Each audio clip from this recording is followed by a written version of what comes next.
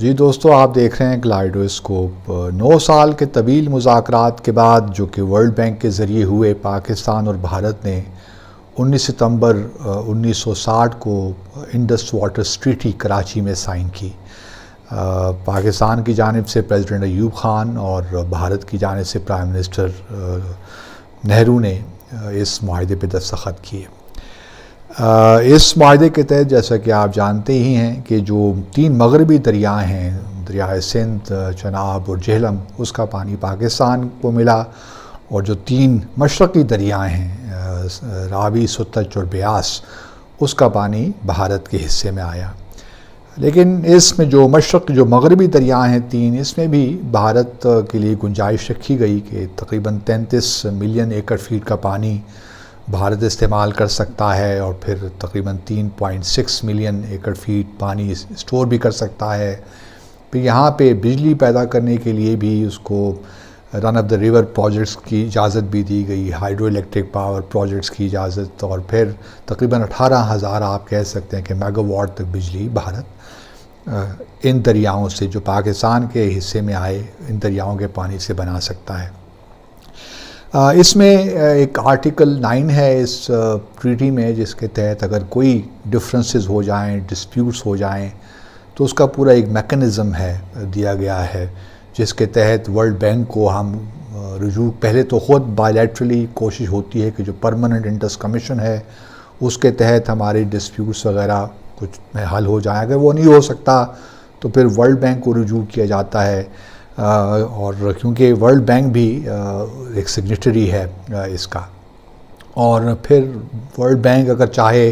تو neutral expert, اگر کوئی ٹیکنیکل مسائل ہیں تو نیوٹرل ایکسپرٹ وہ اپوائنٹ کر لیتا ہے، یا پھر اگر کوئی لیگل قانونی مسائل پیدا ہو جاتے ہیں، ڈسپیوٹ بن جاتا ہے، تو پھر کورٹ آف آربیٹریشن بھی ہو سکتی ہے۔ تو اس حوالے سے بنیادی بات یہی ہے کہ جو پاکستان کے حصے میں جو پانی ہے اس کے فلو میں پرابلم نہیں ہونا چاہیے، جو پاکستان کو اس کا حصہ ہے وہ تباتر کے ساتھ ملتا رہنا چاہیے۔ لیکن بھارت نے پچھلے کئی سالوں سے کچھ ایسے پروجیکٹس بھی شروع کیے جس کے متعلق پاکستان کو برخود بتایا بھی نہیں گیا، ڈیزائن بنا دیا گیا، کام شروع کر دیا گیا، اور اس سے یہ ایک پوٹینشیل رسک رہا پاکستان کو کہ پاکستان کو جو پانی ملنا چاہیے 3 مغربی دریاؤں سے، اس پہ فلو میں پرابلم ہو سکتا تھا۔ تو پاکستان نے بہت سے جو پروجیکٹس ہے اس کو ریفر کیے ورلڈ بینک کو، اور اس پہ آبویسلی ڈفرینس بھی تھے، ڈسپیوٹس بھی تھے۔ ابھی ریسنٹلی کشن گنگا پروجیکٹ ایک چل رہا ہے جو کہ تقریباً 330 میگا واٹ کا پروجیکٹ ہے، جو بھارت جہلم دریا پہ بنا رہا ہے۔ اس کے بعد ایک رتلے پاور پروجیکٹ ہے جو کہ تقریباً 800 میگا واٹ سے بھی زیادہ پاور پروجیکٹ ہے، جو کہ چناب پہ بنایا جا رہا ہے۔ تو اس میں بھی ڈفرینسز کچھ پیدا ہوئے اور اس وقت ایک court of arbitration the Hague میں ان دونوں پروجیکٹس کے حوالے سے اس میں وہاں پہ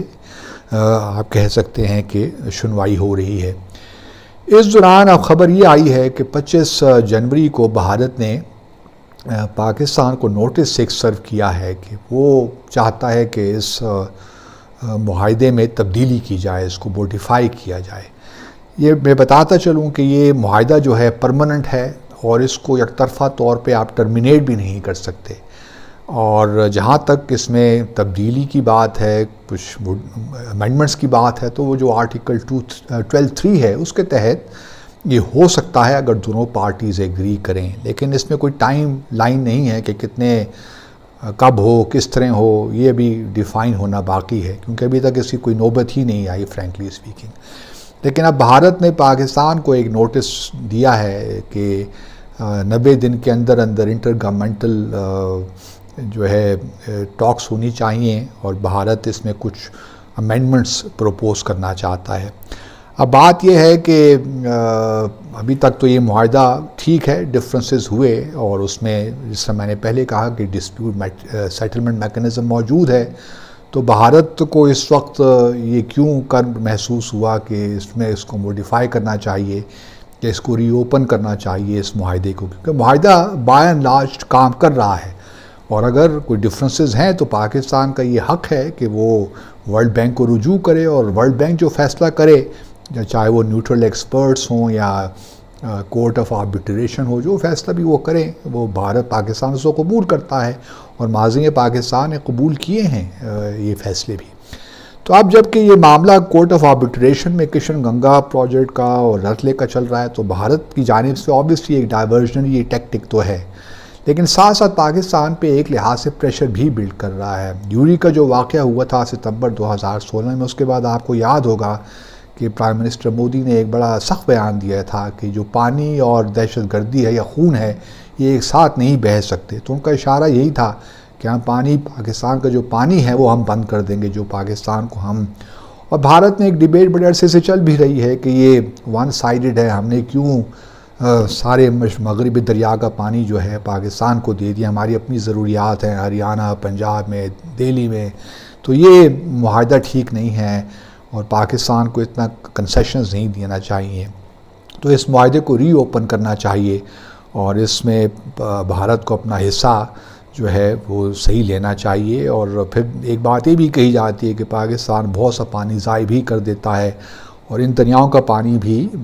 سمندر میں جا کر گر جاتا ہے۔ پاکستان نے کوئی ریزروائرز، ڈیمز وغیرہ بھی نہیں بنائے۔ یہ تو چلیے ہمارا ایک اور معاملہ ہے، لیکن اس وقت بھارت پریشر بلڈ کرنا چاہتا ہے۔ اس کو پتہ ہے کہ پاکستان اس وقت اقتصادی اعتبار سے پرابلمز میں ہے۔ ہمارے کشمیر پہ بھی جو بھارت نے 5 اگست 2019 کے بعد کیا، اس پہ بھی پاکستان پہ ایک پریشر بلڈ کرنا چاہتا ہے کہ بس اب آپ کشمیر کے معاملے کو بھول جائیے، ورنہ پھر ہم آپ پہ یہ بھی پریشر بلڈ کر سکتے ہیں۔ اب پاکستان باؤنڈ نہیں ہے کہ وہ 90 دن کے اندر انٹر گورنمنٹل جو ہے ٹاکس شروع کرے، اور اگر ٹاکس شروع ہو بھی جاتی ہیں، یہ بھارت کا حق ہے کہ وہ پروپوز کرے ٹریٹی کے اندر، جو جس طرح میں نے پہلے کہا 12(3) کے حوالے سے بھارت کا رائٹ ہے کہ وہ موڈیفائی امینڈمنٹس پروپوز کرے، لیکن یہ ضروری نہیں ہے کہ وہ امینڈمنٹس 90 دن کے اندر اس پہ ٹاکس شروع ہوں، یا پھر 90 دن کے اندر وہ مکمل بھی ہوں، اور جو بھارت پروپوز کرے اس کو تسلیم بھی کیا جائے۔ یہ ایک پروسیس ہے، اس کو چلنے دیں۔ اگر واقعی بھارت کی کوئی پروپوزلز جائز ہیں، امینڈمنٹس کوئی اف دے میک سینس، کہ ہم جو ڈسپیوٹ سیٹلمنٹ میکنزم ہے اس کو زیادہ افیکٹو بنائیں، کیونکہ بائیلیٹرلی تو ہم نے دیکھا ہے کہ ہمارے بائیلیٹرلی جو ہے معاملات وہ طے نہیں ہوتے۔ بھارت تو ہمارے ساتھ ڈیزائنز بھی شیئر نہیں کرتا صحیح وقت پہ، کجا کہ ہم یہ توقع رکھیں۔ پچھلے دیکھیں نا کشن گنگا پہ پچھلے کئی تک 15-16 سال سے اس پہ بائیلیٹرل ٹاکس ہو رہی ہیں، لیکن کوئی نتیجہ اس کا نہیں نکلا۔ تو اب یہ کہنا کہ جی صرف بائیلیٹرل ٹاکس ہی ہونی چاہیے، جو ورلڈ بینک کا رول ہے اس کو ختم کر دینا چاہیے، یہ میں سمجھتا ہوں مزاق خیز بات ہے۔ اور بھارت اس وقت جو بھارت نے یہ قدم اٹھایا ہے، یہ صرف اور صرف پاکستان میں مزید پریشر بلڈ کرنے کی بات ہے۔ Over the long term Pakistan کو آبویسلی اس پہ بات پہ کیئرفل رہنا چاہیے۔ بھارت ایسے اقدامات بھی لے سکتا ہے کہ پاکستان کے پانی کا جو فلو ہے اس میں کمی آئے ایونچولی۔ ہمارا آبویسلی ساری زراعت جو ہماری ہے وہ اس پہ ڈیپینڈ کرتی ہے اس پانی پہ، تو ہمارے لیے تو یہ سروائیول کا مسئلہ ہے۔ تو ان اینی کیس بھارت کو بھی تھوڑے میں سمجھتا ہوں کہ ہوش کے ناخن لینے چاہیے، اور ان چیزوں میں نہیں پڑنا چاہیے جس سے ہمارے تعلقات میں نہ صرف کشیدگی پیدا ہو، بلکہ بات اس حد تک پہنچ جائے جہاں کہ سروائیول کا جب مسئلہ آتا ہے تو پھر آبویسلی اس کے بعد تو جنگ ہی ہوتی ہے۔ اللہ حافظ۔